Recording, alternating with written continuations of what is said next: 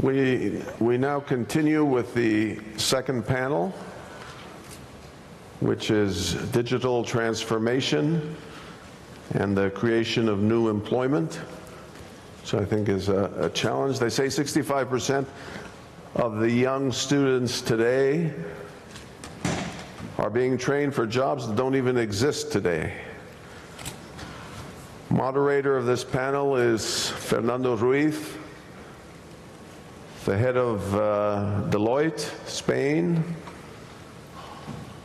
He started there in 1980, 37 years ago. He's now in his third term as chairman of Deloitte, so he certainly is loyal to his company. Fernando? Thank you, John.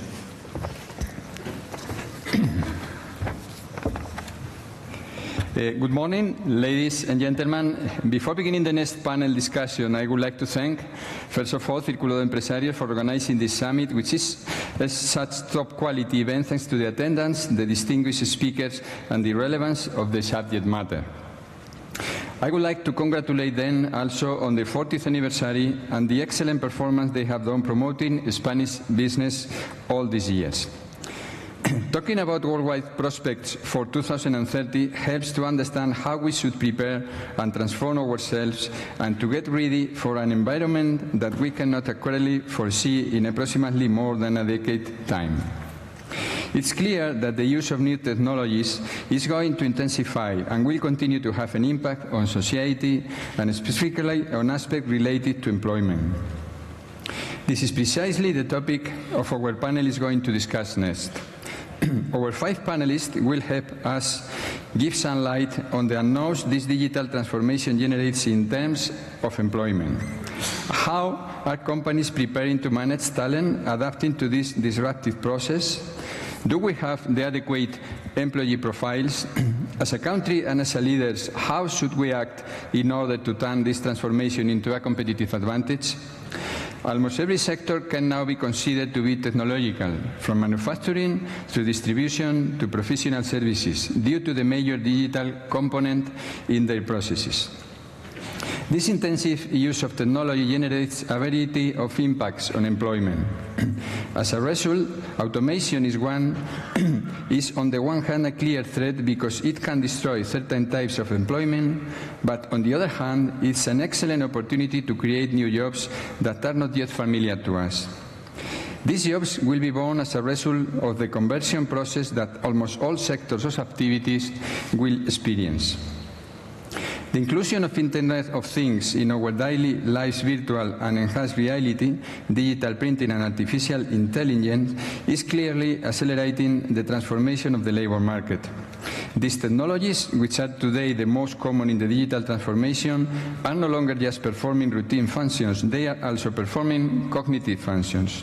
For example, in really different fields, such as medical diagnosis, ABN's Watson robot, or self-driving cars, Google's driverless car.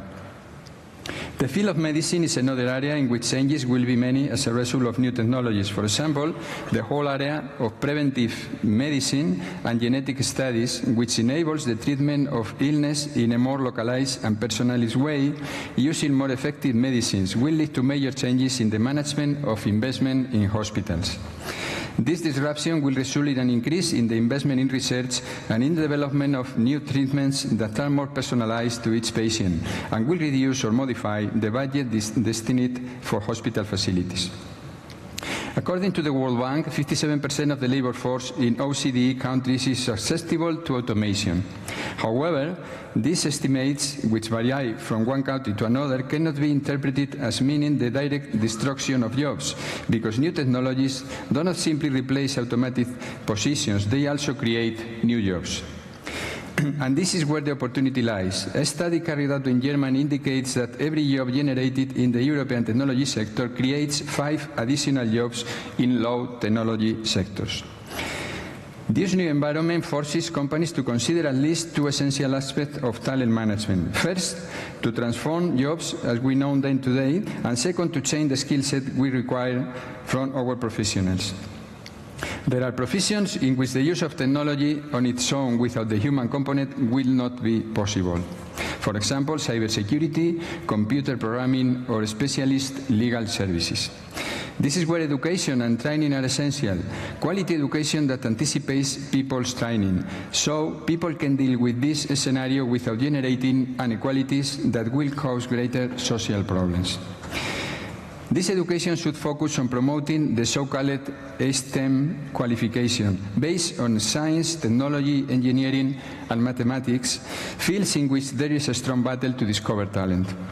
A recent study of executives from all over the world actually concluded that more than 2/3 of them calculate that 70% of their business processes will be impacted by not finding the right talent. In addition to this training in science, technology, engineering, and mathematics, we should not forget training in those skills that can never be replaced by machines or automated. I am talking about emotional intelligence and creativity. Technology is not destroying work options, it is reshaping work itself. There is a huge potential for creating new professions if public authorities, companies, and individuals are able to take advantage of this changing environment. And this is the purpose of our panel, discussing all of that. For beginning the panel, we have with us, for introducing the debate, Juan Luis Cebrián. Juan Luis Cebrián is the executive chairman of PRISA and the newspaper El País, one of the most relevant newspapers in our country and in the world. He is also a member of the board of Le Monde and member of the Royal Spanish Academy. He is an outstanding journalist with more than 50 years of experience. PRISA Group has become the world's leading Spanish and Portuguese language media group in TV and radio production, press and publishing, being present in 23 countries in Europe and Latin America and reaching a global market of 700 million people. Aware of the increasing relevance of the digital transformation for its business activity, the group created a strategic digital change committee in 2014, being Juan Luis one of its founding members. They work to promote, guide, and supervise the activities of the company regarding its digital transformation. Thank you, Juan Luis, for being here today with us, and the floor is yours.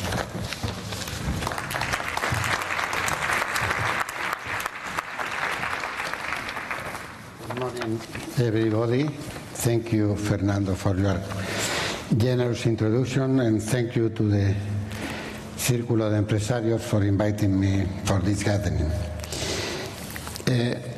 I will try in a very few minutes to do a framework of what it is going on with the digital civilization of culture. Currently, the largest taxi cab company in the world has not only one car. The largest bookshop in the world has not only one book, which is Amazon. The largest travel agency in the world has not only one small room, it's Airbnb. The largest media in the world has not produced any content, it's Facebook. The largest network television in the world has not only one studio, it's YouTube. So that can explain what kind of change of civilization we are facing with digitalization. It's something that it is not so new. I've written with a number of a team of investigators for the Club of Rome 20 years ago about what was coming with the digital era. And I think it's interesting to see what the team, was not only myself, what we forecast for the future. And we were saying the digital society is global. It knows no boundaries, either of geography or time. Digital society is convergent. Many disciplines, tax specialties of know-how, more usually isolated in the past, converge in it and are giving rise to a new epistemology. Digital society is interactive. Dialogue and cooperation are fundamental to its activity. Digital society is chaotic. Hierarchies have no place in it, not easily borne by the usual parameters of authority. Digital society is the birthplace of a new virtual reality, which is not just an imagined or represented reality. It actually exists, so virtually in an objective sense. Digital society is swift. It develops at high speed in almost autonomous way and has already outstripped all predictions about its growth. No other invention can compare with the Internet in terms of penetration speed. And that has been written when artificial intelligence, big data, robotics, nanotechnology were still in the preliminary investigations. Digital society is paradoxical.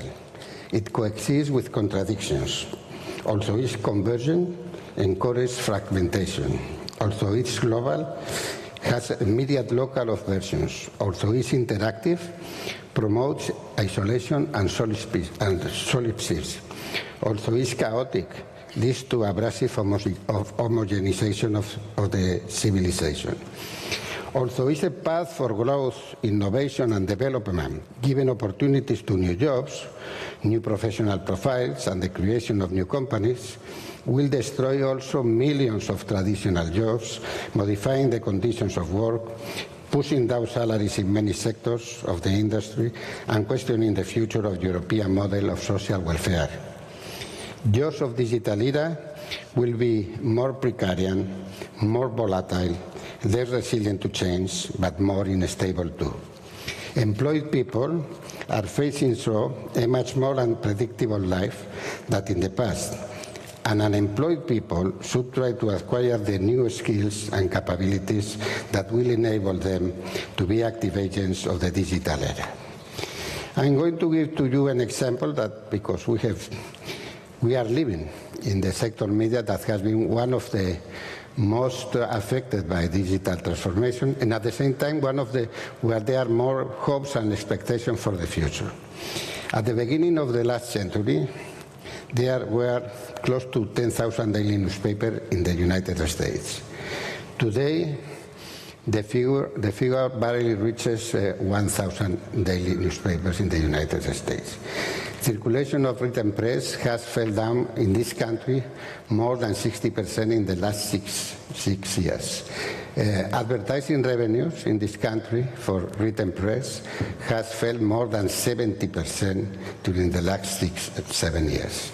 So many people, and I am one of those many, predict the extinction of newspapers for the next future. 10 years, 20 years, perhaps 15, we don't know. But for sure, this industry that has been so important for the creation of public opinion and for the establishment of the democracy is going to disappear in the forthcoming years. And we need to do something for transformation. We need to do something for change the business model. Native digitals do not read anymore in paper. And in many aspects, this situation can be apocalyptic for the publishers that are trying all the time to adopt defensive strategies and not transforming really from the scratch what they are doing. The tsunami digital, as we say, is affecting all the sectors of the industry. It started by music 10 years ago, following by newspapers and magazines now. Now it's affecting free-to-air television, will affect radio. It's affecting everywhere. And now it's affecting also to pay TV, because the new operators OTT through internet, etc., they don't need regulators, they don't need licenses, they don't need so many things, they don't need to create infrastructures to distribute. You know? In what regards news are becoming a commodity. The famous saying that who has information has power no longer makes any sense, because information is everywhere, is provided by everybody, and it's confusing, because there is information, there is fake news, alternative facts. You can find all kind of different information on the net. reading by millions of people. Nobody knows what it is truth and what is not, but governments, entrepreneurs, companies, politicians are taking decisions based many times in this bullshit, in this garbage, in fact, that it is distributed through the internet. Not to talk about what is happening with the hackers and the intervention of Russia, China, Israel, the States, whoever in the net to affect the decisions of the decision makers, you know. So at the same time, new technologies are creating more opportunities for the journalists. In Spain, they have lost their job at least 15,000 journalists in the last 5, 6, 7 years, you know. Many of them, they have created new digital newspapers, new platforms of bloggers, or new ways of distributing their comments and their opinions and their news. But what really happens is that because we are not getting advertising enough, the traditional media, to pay quality news journalists, to pay people going on the ground to cover the situations on war, to pay foreign correspondents, the quality of news is becoming much worse, you know. And, well, you know, the President of the States is creating insert news, doing Twitters every morning by himself.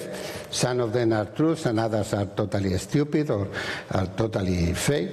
But that creates a real situation where public opinion is totally destroyed, and that it is affecting democracy.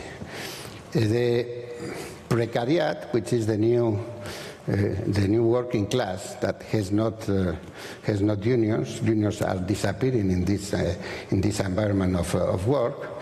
The precariat is something that it is very evident now in the media sector.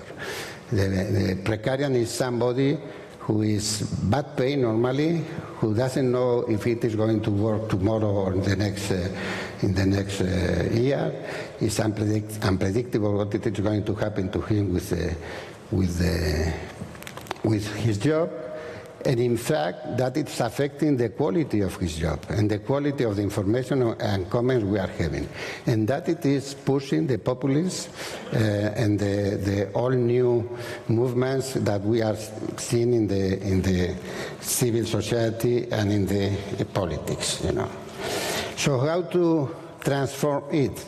Well, our experience is that we cannot transform it. We need to start from the scratch. So we have decided, for instance, 5 years ago that we couldn't change El País from a newspaper in print to a digital newspaper. A digital newspaper is not a newspaper, it's a completely different thing. And we changed then even the newsroom, even the places, the seats and the ways to work for journalists, including, of course, the education and the skills they do need to have, you know. Then El País used to have, 6 years ago, close to 500,000 copies daily. Today has less than 200,000 copies, 180,000. At the same time, El País today has 19 million readers in Spain, more than 42 million unique users all over the world, editions in English, in Portuguese, in Brazil, in Catalan, and more than 90 million unique navigators in the world. So we are reaching audiences, we are creating new jobs, we have newsrooms in Sao Paulo, in Washington, in Mexico, in Colombia, a small newsroom in Argentina, and we are reducing people working in our central newsroom. So that means that really we are creating a new company with a new business model. We are sustaining the traditional model, but we do believe that transformation as such is really very, very difficult. What we do need to do is to create, in parallel, the new business with the new jobs and the new capabilities. Just for finishing, I've been with Jeff Bezos in Torino 1 month ago, and with some other colleagues on the industry. And many people were very interested why Jeff Bezos bought Washington Post, what he's trying to do with it. And finally, he has been the creator of Amazon, and Amazon is one of the biggest miracles of the network. And he answered publicly two things that I think we should to think about it. The first thing is he told, I bought Washington Post because it's an institution for my country, it's an institution for democracy, it's an institution for creation of public opinion, and without public opinion really well informed, without critical, creative thinking, democracy cannot function. And the second, he said, yes, I do believe in the future of media, in the future of newspapers on digital. He told perhaps newspapers are going to last no more than 10 years, but I do believe in the future with two conditions. The first condition is to invest heavily in technology. So they are hiring some journalists now in the Washington Post. They are hiring hundreds of engineers. If we are going to the Spanish newspapers today, even no dozens of engineers we could find in most of the newspapers now. And second, you should to create a new business model, which is charging for content and not delivering for free everything. So I think media is a place to understand what it is going on with the future of jobs. We are going to restructure whenever the newspaper in paper, the newsprint disappear. We are going to restructure a lot of jobs. Disappear the machines, the people in the machines, the stores of the newsprint of the paper, disappear the trucks and cars distributing the newspapers, disappear the drivers of the trucks, disappear thousands of jobs in this country, disappear the kiosks. They have disappeared more than 14,000 kiosks, and there are no new selling points and no new kiosks in this country. So it's a real change in any industry that has been so important during the 19th and 20th century that it is focusing now in a completely different way. So thank you very much, and that it is all. Thank you very much, Juan Luis. Now we are going to begin with the panel. As I would like presenting the panelists. Jacques Bugin is a senior partner in McKinsey, and among other global responsibilities, he is the director of the McKinsey Global Institute, which is McKinsey's Center of Study and Investigation. Jacques co-leads the Digital Economy Initiative, which was recently launched by McKinsey to respond to the digital transformation we are currently undergoing. Simon Biswick is the international CEO of the law firm Osborne Clarke. He has worldwide experience in many areas related to digital economy, health, and life sciences. Simon led the Osborne Clarke office at Silicon Valley. Osborne Clarke is well known for being a pioneer in the digital field. Francisco Riveras is chairman and CEO of Gestamp, one of the leading industrial companies in Spain and the global leader in metal components for the automotive industry. Gestamp has experienced exponential growth in the last years due to its flexibility and its adaptive capacity, while it has stayed faithful to its strategy based on the development of new technologies and differentiating products. Finally, Duncan Tate is the Director and Senior Executive Vice President at Fujitsu, as well as Director of the Americas and EMEA regions. Duncan Tate has said that digitization is the most important phenomenon since humans learned to communicate with each other. Fujitsu is currently investing in 4 priority areas: artificial intelligence, cloud, Internet of Things, and security. I think that Juan Luis has explained very well how the media industry has been impacted by technological revolution. But that is not the only case. I think that all the industries are being impacted, some of them more than others. But all this situation is creating a lot of anxiety over the world. So I would like to begin the panel making a question for all the panelists. Do you believe digitalization in terms of employment will represent more challenges or opportunities? Okay. First, let me define the three words, because we talk about digitization, transformation, and employment. And I think it's important to have the definition at least agree upon. On digital, if you take the first element of it, we all know what digital is in the terms of connectivity, but again, today, the set of new technologies from the AI space, blockchain, etc., is actually moving, and we haven't seen yet what they will do. And today, I think people still are stuck in the first wave of digital without notifying the second wave, which is actually quite strong. To transformation, I think you have made the case of the media, how difficult it is. My experience is that barely one company out of 10 is able to transform successfully, sometimes because of bad luck, because the industry structure is very complex, most of the time because the company is stuck in an orthodoxies of the business model, which was so effective in the past that it's very difficult to change, because the new model will be in conflict, and most of the time it's complex. So transformation is necessary, but it's difficult to do. And obviously it has impact on the third element, employment, simply because if you cannot transform, most of the time you are condemned to shrink. And if you shrink, most of the time employment start to take a hit. But if you look at employment on itself, and your question, should we be scared? I think the point is, the statistics are quite simple. If there is digital transformation and there is a business case for it, by definition, you're going to destroy employment. That's the definition of why you adopt these technologies.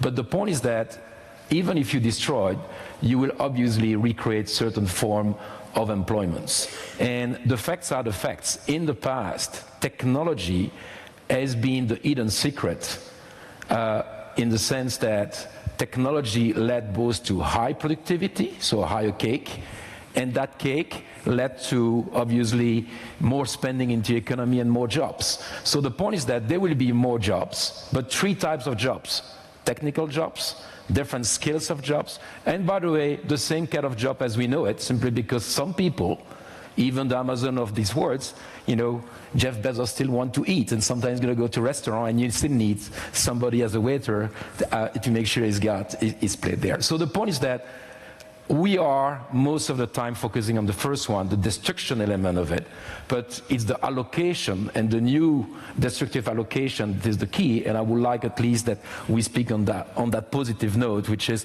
what is the new thing of employment potential. But I'll let you guys to answer the question as well.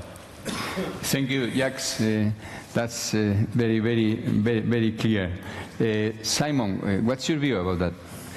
So I work in the legal profession, and in the context of all the other industries, I think the legal profession is seen as a very traditional place, and in the kind of digital transformation, it's probably middle of the pack. If you compare it with other professional services, businesses, yours, the accountants, it's probably the laggard there.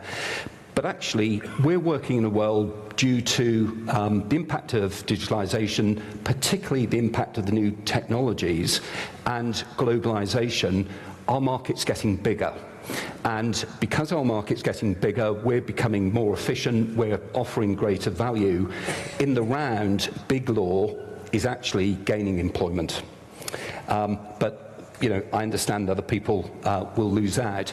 It's really fascinating to have a look at the kind of internal construct of a law firm today.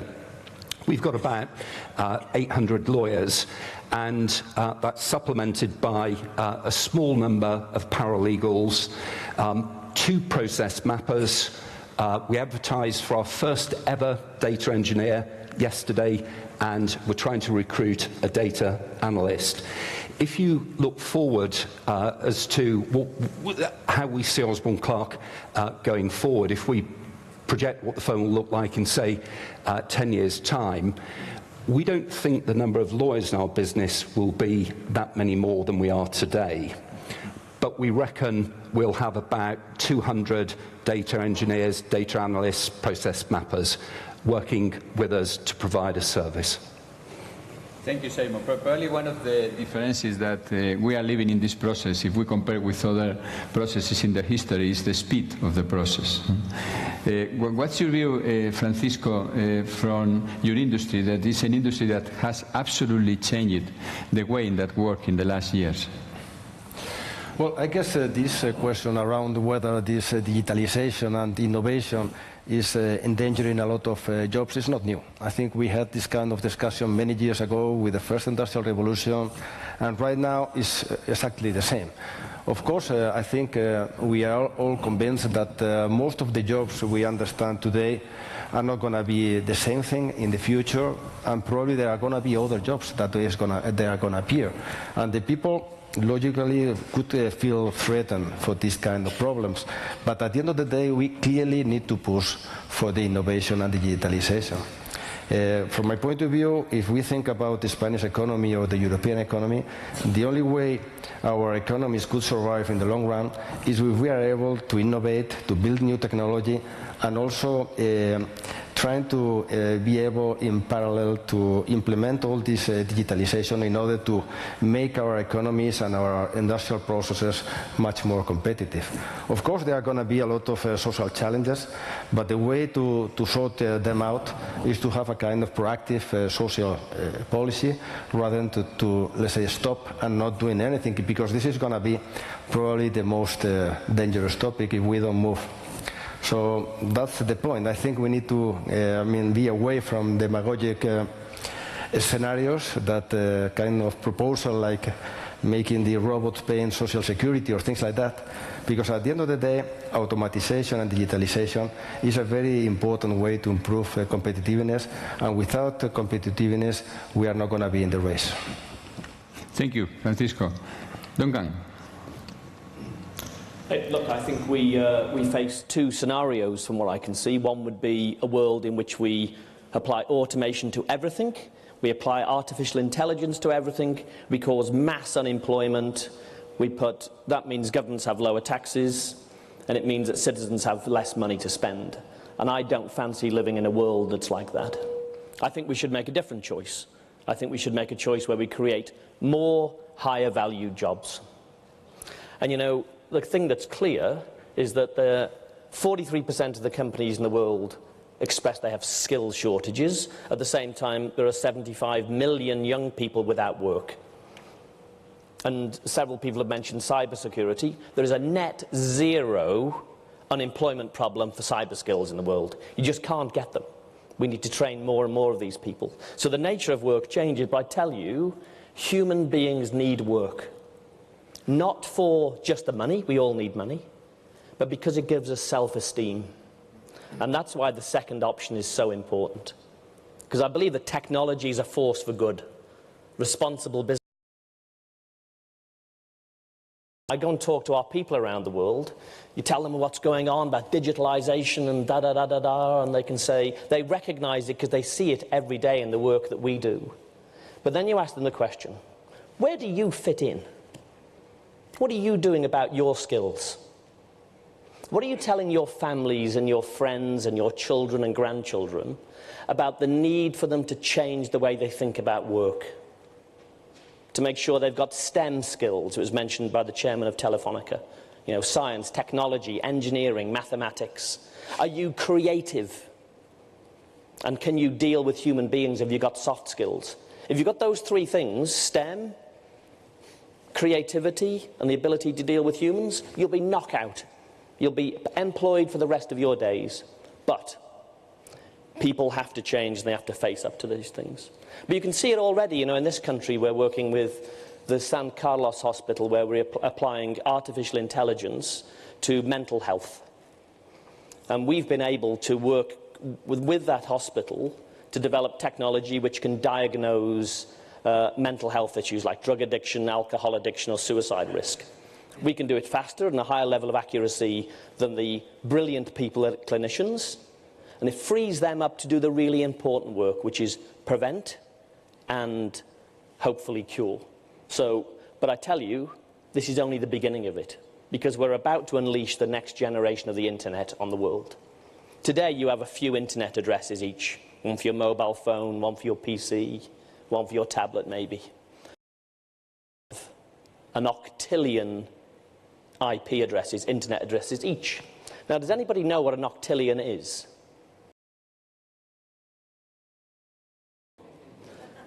But our CTO tells me it's the number of molecules in a cat. So it's a huge number. So just imagine, in terms of changing employment in the future, you unleash human creativity on that power, because digitalisation now affects everybody and everything. I tell you, it's going to be wonderful for the world if we create the right skills between governments, businesses and education. Thank you, Duncan. Juan Luis, you have explained in your introduction what are being some of the impacts of the technological changes in the media industry. And you have explained how one of the most important newspapers in the world, the Washington Post, in some way is being protected, I would say, by Jeff Bezos in terms of buying the newspaper and giving the opportunity of continuing being a huge and important institution in the world. Do you really think that the technological revolution is creating in media industry opportunities that could in some way reduce the impact that is created in the former media or companies? Well, again, the media industry belongs to the industrial revolution. I mean, it's a part of the system. It's a part of democracy. I mean, it's a part of creation of public opinion to choose the governors and all these things, you know. And now we are in the digital revolution, which is not the industrial one. So most of the sectors of the industry are going to be destroyed. I mean, MIT is saying that we are going to lose 70% of the current jobs in the next 20 years. Some others, they say only 40, some others, I mean, it's very difficult to predict the future, but we can predict the past. So we are losing millions of jobs because of the new technologies. But more than that, the quality of work is more poor. I mean, in fact, wages are coming down. You see, I mean, we are recovering in the world, but the inequality is much higher now. The difference between wages is much evident. The precariat now is becoming a social class. I mean, all over. We are now discussing about the universal wage for the lowest classes, and it is discussing in the parliaments because it's changing the civilization. Well, I always I'm thinking, why in the Bible the work is a punishment from the God? I mean, you will eat bread with the sweat of your front, and we have changed it, a punishment of the God, in a human right, which is really very interesting to know.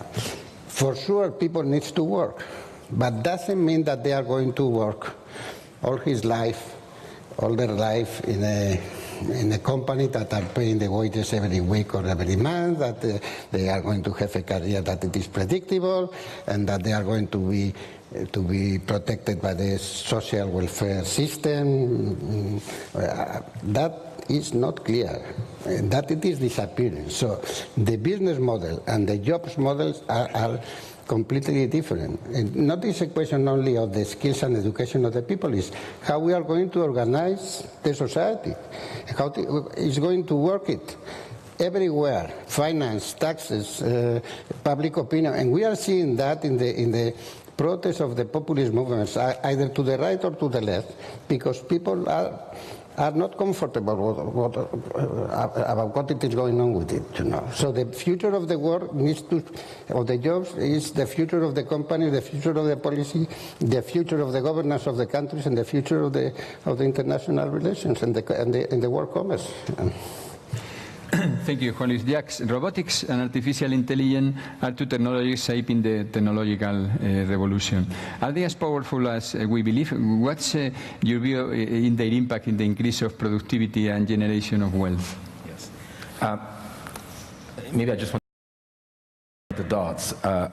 And again, I think we have different view of the world, and obviously I don't know what the future will be made of. I can only, hopefully we can shape it. That's the good news. But we have to go back to some of the elements. So element number one, do we have a world where it's going to be so techno-futuristic as fast as people can say, my hunch is obviously no. Today we're still living in the first IT revolution, the first digital transformation, and still at best 20% of the companies are fully digitized. Still 80% of them are not yet digitized after 25 years. So it takes time. So that means we have not necessarily time to think, but at least we should not be that scared. The process of transformation takes time because it's a diffusion process within enterprise. Point number two, we are again victim of our success. In the past, you know, we were in the agriculture business, and all of us, we were self-employed, or possibly we were in the crafting business, and we were self-employed. Today, 90% of the jobs are obviously within firms.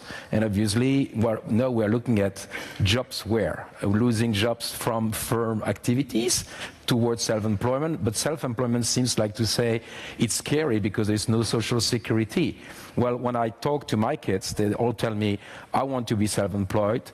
All my friends tell me that 30%, my kids talking, 30% of them are saying, look, I really hate working within big companies and I still want to have 3 jobs. So again, there is a generation gap that we need to look at. But this being said, I think the key question is always the same, which is, am I optimistic on employment? Yes, because I think we keep making a false assumption. And the false assumption is that when we have growth in productivity, the pie is growing, and that pie leads to at least more jobs in a certain situation. And we all know that when a crisis happens, like 2007, we got other problem. When the pie is not growing, obviously the low end of the market start to have a shrinkage of wage. Besides of that, there's globalization. Besides of that, there's digitization, and that creates social turmoil. And so the first thing, this technology creates productivity. It will take time to see it, simply because it takes time to diffuse. But when there is a pie growing, obviously there is jobs that's going to be created. And today, if you look again at the maths, in the last 30 years, take the US industry, I would say that every decade you create 6 to 7% of jobs, which we never heard about before. You know, think about obviously the digital marketers of the Google trying to bite you on the marketing side and the digital dollars. Obviously, we're not existing 20 years before. So that means jobs going to be created. But I think you made the right point. For the future, I'm concerned about 2 things. The debate today is that what is the business, the social model of the future? Because if today it's the Sloan age of effectiveness, all jobs in firms, that is not the model we had 100 years ago, 200 years ago, and the like. And maybe this model will be much more self-employed, much more different, and maybe social security needs to be redefined. But I just don't see, in all the meetings I go, I never seen that discussion happening about what is how do we shape that model? And the second challenge is exactly the way you say it, which is, let's not fool ourselves. Automation has impacted in the first wave blue collar. The second wave is obviously impacting not the blue collar because there are no jobs anymore for them. It's happen on the middle class, and the middle class is 40% of the jobs, is what we call democracy. And that means if these people start to fear, instead of having somebody proposing a solution, we create turmoil, and this is the paradox of democracy, because they got the size of democracy to tilt the model back to the old time instead of the transformation. And today the key question is not being scared. It's a management problem, a transformation problem, exactly that. And I go back to fundamental questions. Where are the leaders talking about making this happen politically? And by the way, even managers, because managers today are making 90% of the jobs. So how do they transform the education, the lifelong learnings, and all these effects are obviously quite important. And I think the mistake is to talk about talent, which I think is lacking. But in the same time, it's about lack of talent, and what do we do with these people? And what are the ways to make sure these people feel still a position in society and possibly get high? Let me give you one simple example of that. You all know what happened in Brussels, and many cities got to suffer from some bombing in the recent months and years. And the reaction in the bombing in Brussels was quite specific. If you go to Brussels, especially on the north of Brussels, 50% of the population will come from a certain part of the world, i.e. the Maghreb. So that means people were extremely afraid of each other. And the commune basically decided that because nobody wanted to take pragmatically a taxi driven by one of these migrating people, all 50 years, they set up a basic I-coding school. And they said to people, you don't work, why not to go to the school? Fantastic initiative, because the taxi men went there, and in less than 3 months, they learned high-level coding skills. It's called Molen Geek, geek for, and it proved 3 things. 50 years old people can still be trained. 50% of people are not afraid of new things. And actually, the quality of the training and the output of these people to put them back into society is actually quite high. So we're not dead at 50. We still have a social function. We can be trained. We just need to get the will and the experiment to do it. And I think we need more of this leadership and experimentation, because I think the world of tomorrow is likely to be a great future. This is very, very interesting, the debate, because I think you're right. I don't see politicians over the world taking this debate. Instead of that, we are having the Brexit, for example. Yes. Or we are having the states saying that the main reason for losing jobs is globalization, and not the digital revolution, what is the case, and is for 85% of the jobs that we are losing. But this is a huge problem. Duncan, what's your view on that? What's your view on the impact, the human impact of digitalization and automation? I think I covered some of this in my previous remarks. It could be very, very substantial. I think for people and what you can do to protect employment, I think it's a two-way street. So on the one hand, I think Jacques made the point really well. Politicians need to stand up and be honest with people, but so do businesses, and so do the educators in the world. I think actually if you look at the number of courses in universities that deal with governing in a digital age, so for politicians and civil servants, I think there are 2 in the world, just 2. So, so educational establishments need to get it, and fast, because we're teaching people how to govern in the age of steam, not in the age of digital. So, now on the other hand, I think individuals need to face up to what's going in the world and take responsibility for themselves. So, and I think businesses need to be really upfront and honest with their employees about the reality of what is happening, because automation is already eliminating whether you call it white-collar work or the middle class. It's already happening. You can see it in every industry, in my view. And, I remember about 4 years ago in our company, we put out a job advert internally. Obviously, it was digital, to say, we need automation engineers. Apply to be an automation engineer. This is the future. And do you know how many people in Europe applied out of our 30,000 people? 1. But we hadn't told the story to people. We hadn't laid out what the future's going to be like, about how automation was going to take all these jobs away, but at the same time there's all these new jobs we're creating. So I think we need to be upfront and honest, tell the story, inspire people to move, but at the same time people need a little bit of a prod at the same time to move into the future. At the same time, I think businesses have to change. Businesses have to change their learning and development systems, their view of work, where people want to work, how their work might be. It'll be completely different from the past. And we need to take diversity and inclusion seriously in every form, in every country around the world. So I'd say, but for our people, for employees in the world, brace yourselves for an enormous amount of change. Constant, lifelong learning, completely different work patterns. You've mentioned some of these topics before, but take responsibility for yourselves.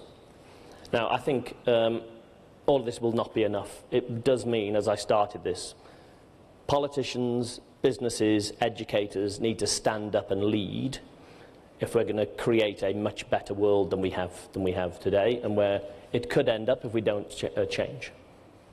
Francisco, the automotive sector is one of the main motors of the world for creating employment. and it's a sector that is clearly impacted by this revolution. What's your view on the future of the sector? Do you think that the sector will adapt to this new reality? There are also other influences like the climate change and the influence in the energy, all issues around that. What's your view on that? Well, the auto sector is evolving every day, and right now the kind of cars we see in the roads are completely different to the ones we used to have now. Right now, last 2 weeks we had the fair, the show in Frankfurt. This time, the only thing you were able to listen was not kind of nice bodies or stilos. Everybody was just talking about what happened with the electromobility and what happened with autonomous driving. And some of them were even talking about shared mobility and what is going on with the connectivity. Nothing too much related to what we used to talk about cars. So I guess this industry is really evolving. Right now there is a big challenge for all these OEMs. Of course now they need to shut down part of the engine plants and they need to open new capacities. They now need to buy battery technologies from other places. They know that there are going to be a lot of jobs which are going to be lost, and they need to decide, and they need to free a huge amount of resources in order to be able to cope with these all new challenges. But coming back, let's say, to the point of the people itself, I think what is clear is that in the auto sector and outside from the auto sector, for the European economy, we need to really push for technology and innovation.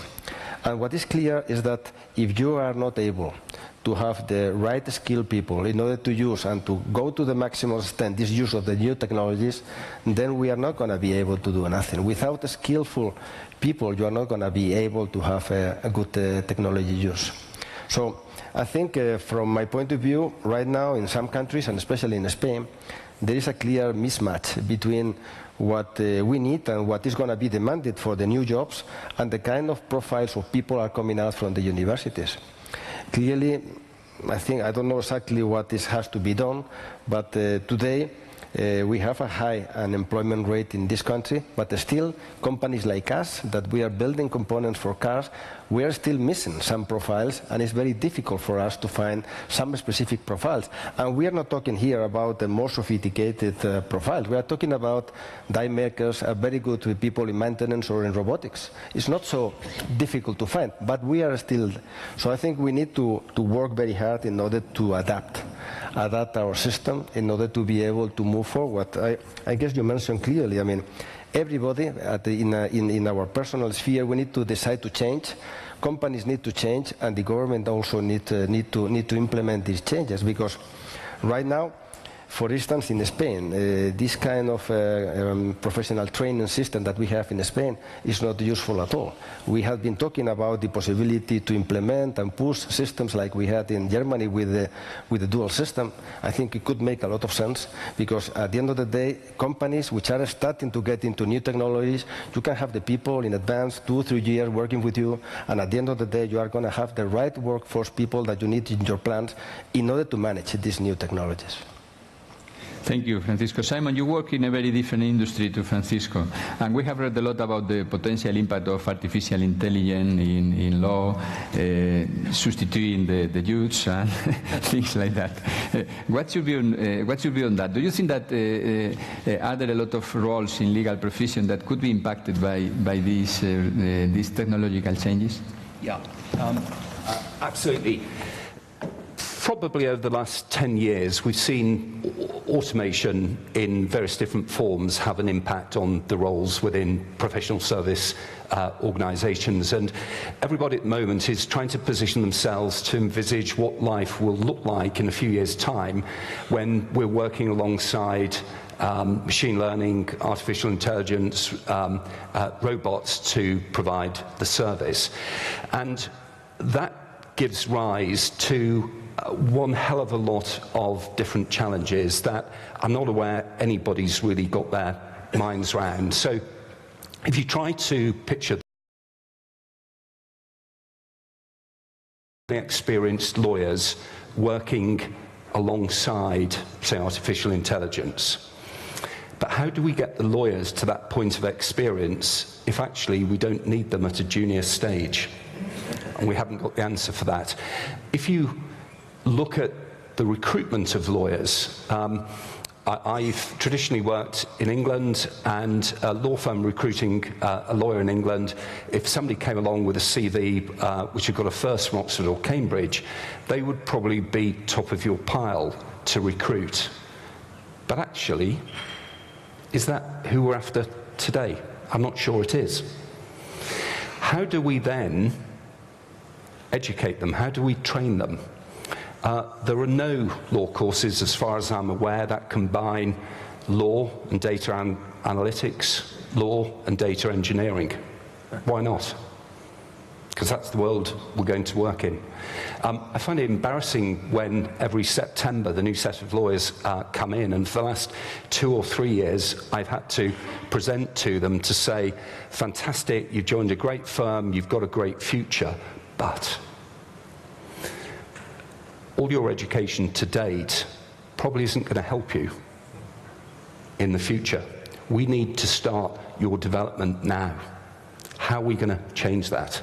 So it's having lots of impacts, and just in other ways, there's a couple of things which we've really experienced. Lawyers are generally on call 24/7, and digitalisation has enabled that to happen. And therefore, a few years ago, internally, there was a lot of discussion around what are our working hours. Are we working 8 till 8, 8 till 10? No, you're working 24/7. And actually, what's happened as a result of that, and it partly goes with the millennials, but there's been a tremendous kickback, and there's a real desire to have flexibility. So if I've got to answer an email, give some advice at 10 o'clock on Saturday morning, at 5 p.m. on Sunday evening, I want the flexibility during what was considered to be the old working week to do things myself, whether it be to go to the gym or to do whatever it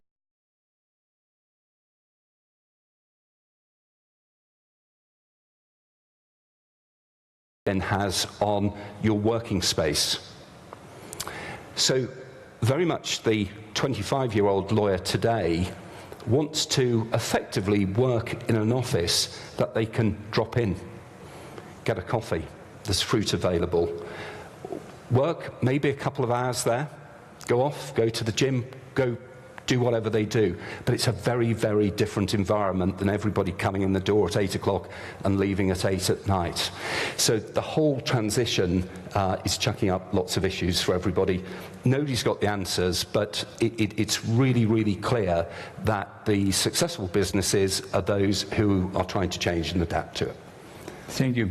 Juan Luis, you have expressed very clearly what is the social impact of all this technological revolution we are living, but how can we and the governments ensure that the employees, the people, have the required skills to transform themselves? I think it's a difficult, again, I think we are facing a change of civilization, so if you imagine what happened when the printing has been invented in the 15th century, the religion wars, because the Bible has been then in the homes of the people, not only in the churches, and then there was a free interpretation of the Bible, and then the whole world changed. The same for the Industrial Revolution. We are facing that, First, we are I was thinking now, all of we have neckties here. If we go now to Silicon Valley, no one will have a necktie. We will wear in shorts or whatever, so that will be a completely different. And most of the people in the panel will be around 25, 30 years old, So that it is a big social change what it is happening, You look at the biggest companies for capitalization. No one of them existed 20 years ago. Most of them have been founded by people who left their careers at the university and went to the dorms or to the garage of their fathers to create those companies, and they are ruling the world, Facebook has 1.8 billion profiles of people, 1.8 billion. In the servers of Facebook, with all kind of information about them, all the big data about them, their families, their dogs, whatever they eat, they read, whatever, So Power is changing. Globalization is mainly in financial services, is where, and then people are not protesting for globalization. I do agree with you. I am optimistic too, but we do need time, and we are going to suffer still 5-10 years, depending on the sectors and of the countries. You go to Latin America, there is no broadband in most of the countries there, so they are not suffering yet the real impact of the digitalization, but because they don't have access to the net, because they don't have broadband. That's all, So, in the short term, we are going to see millions of jobs destroyed. That it is for sure. And in the long term, I do believe the attitude is going to be completely different. So what kind of skills? It's not only maths, it's not only, of course, to be engineer, etc. Where are the values in internet? Values are important for the function of the society. And we see that internet is used by the jihadists as well as by so they are not totally neutral technologies. Well, it can be some neutral in many aspects, So, education. When books are going to disappear, you go to a mall in LA now, or in Miami, there are no bookshops in the malls there. You cannot buy only one book about nothing. So, if people are using now, when they are 6 years old, 5 years old, the cell phones on the schools, they are going to last the schools. The school has been an invention of the state to explain the people what they should to learn about the history of the country, the geography of the country. The history of England is different in Scotland than in England, Now, these things are disappearing. It's a totally different social and political world. And we need leadership. There is a lack of leaderships. And we need a lot of critical thinking, which is what... and new technologies are providing critical thinking, because you can get much more information, But I don't believe that it is a problem of money. It's a problem of understanding. There is a changing of values. And you talk about diversity, which is true, but we are seeing what it is happening with diversity in Germany last Sunday. So the reaction of people is very strong against, because they feel attacked, the wages are lower, unemployment is higher, elections are not every 4 years, every year. Now there are the regionals in Germany. What will happen there? And then tomorrow there will be regionals in some other place in Europe. Every month there is one election in some place in Europe, So the politicians, they are not able to take the right decisions. Today is the last day for the program for refugees in Europe. Only 15% of the refugees in the case are coming to Europe. In the case of Spain, only 7 or 8%. At the same time, Europe is aging. We need people coming if we want to maintain the welfare state. So I am not pessimistic. I am optimistic. I think there is a lot of possibilities in the net, but we are going to transform the world. A transformation needs time, needs leadership, and cost a lot.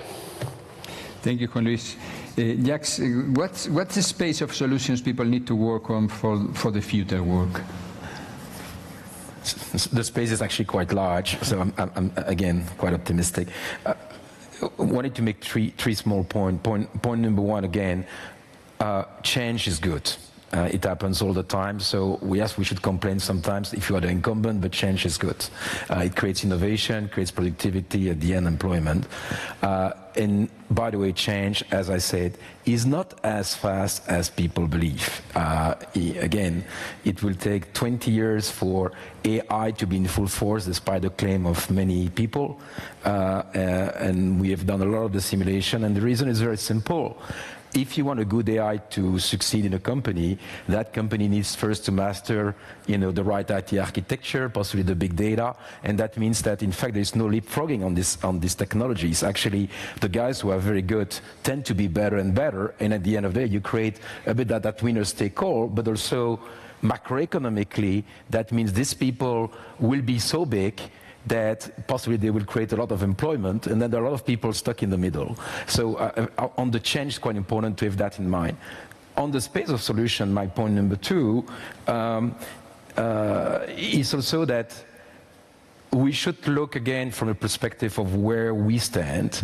Today, the problem is not really employment. I mean, in many countries, unemployment is actually quite low, and in some countries, it's actually creating, even in the 2007 crisis, it created quite a lot of jobs.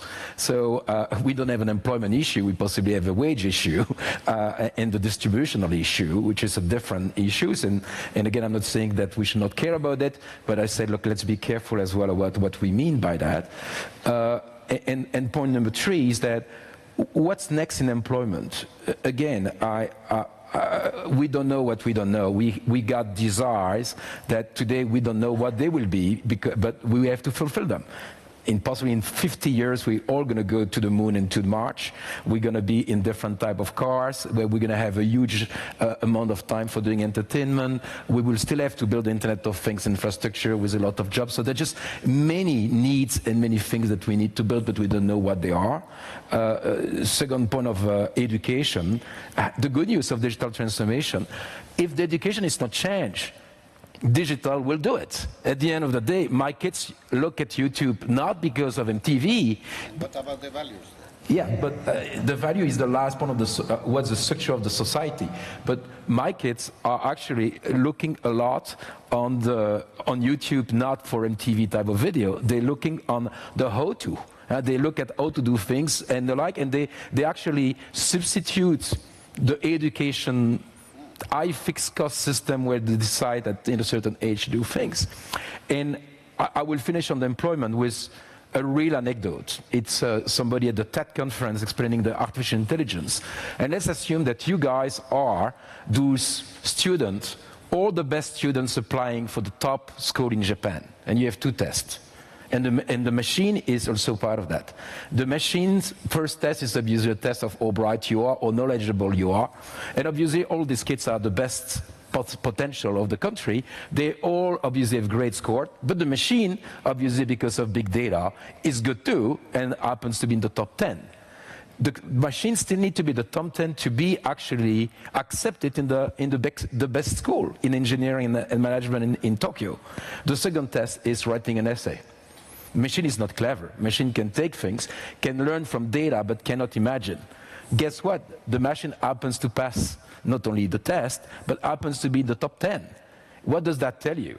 That tells you we're not as smart as we believe, or at least we have lost our edge of creativity. The bright people or young kids in Japan cannot write anymore and cannot think anymore. So those skills of creativity, social skills and the like we just have to nurture them. The good news is that we are all born with them. It's nothing to do with your intellect.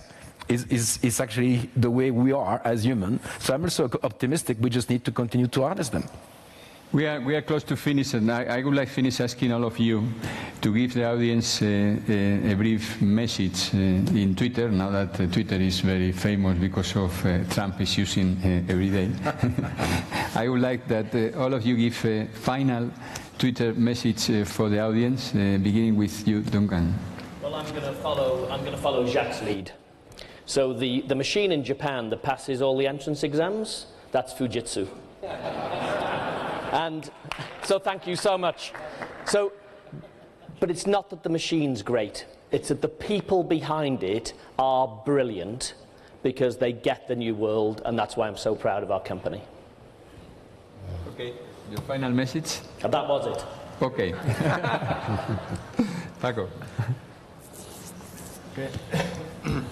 There are many challenges behind the digitalization, but probably the most dangerous one is doing nothing. Agreed. Simon. For me, both digitization and the new technologies are our ally. Embrace it. Yes.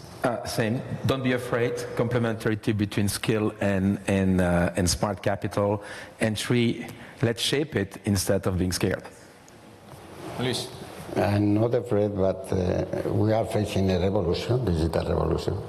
all the revolutions for winning are blood. I would like to close the panel saying that I think, Javier, that we as Círculo de Empresarios and all the think tanks have a terrible and huge job in front of us, trying to transmit the society and politicians about the necessity of doing something.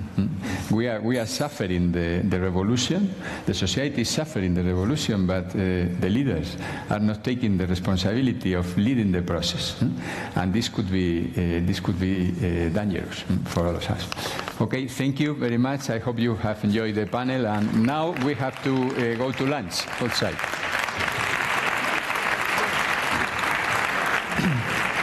Excellent. Struggling with